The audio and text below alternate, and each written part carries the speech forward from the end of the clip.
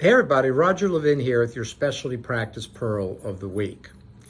Over the last 39 years, I have studied the science of success in general and for specialists. And sometimes I love to start with a question. And the question I started with is, what's the difference between average, good, great, and exceptional?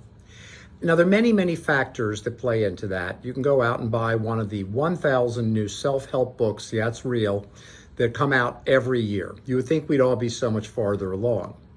But if you boil it down to one thing, I don't think it's intelligence. I don't think it's location. I don't even think it's completely luck. Luck is a factor, but not as big as we might think.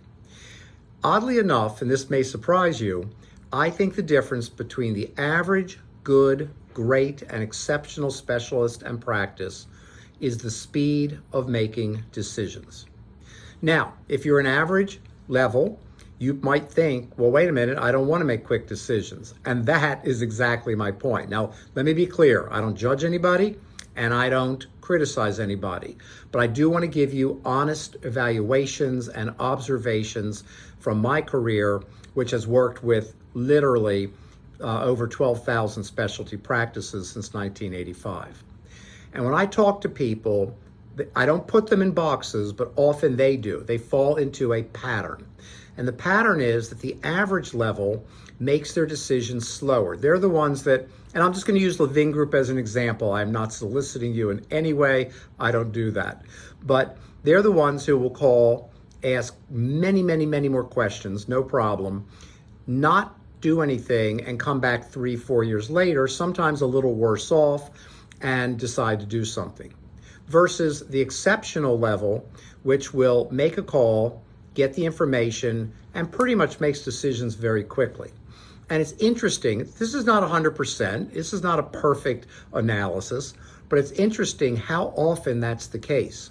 That the speed of decisions at the average level is slower than the speed of decisions at the good level, which is slower than the speed of decisions at the great level, not a bad place to be, but it's slower than the speed of decisions at the exceptional level.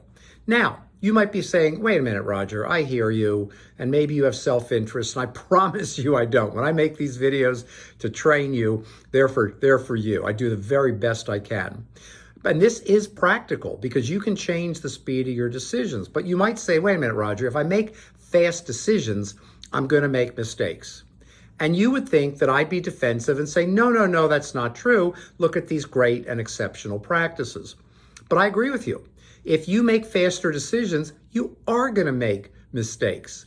But it comes down to batting average. When we talk about decisions, we're talking about batting average. It's getting that many more right than wrong and propels you forward. Now, if this is a decision that goes wrong that's going to severely hurt you or your practice, of course you need to get the right advice. Of course you need to think through it.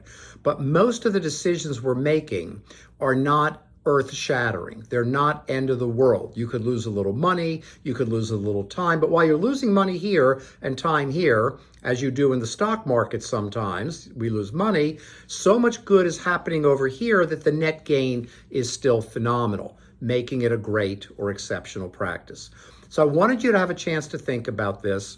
This is not light, in my opinion. I think it's one of the biggest factors in success. And if you're average, you can just get a little uncomfortable, make decisions faster. If you're good, you can get a little uncomfortable, make decisions faster. If you're great, you could stay there. That's okay. But I'm not a person that ever wants to stay anywhere. I don't want the people we work with to stay where they are. So if you do want to go to the exceptional level, make your decisions even faster. Being uncomfortable is okay. Making slow decisions is not. As always, I wish you increased practice production and referrals every year, and I'll see you next week.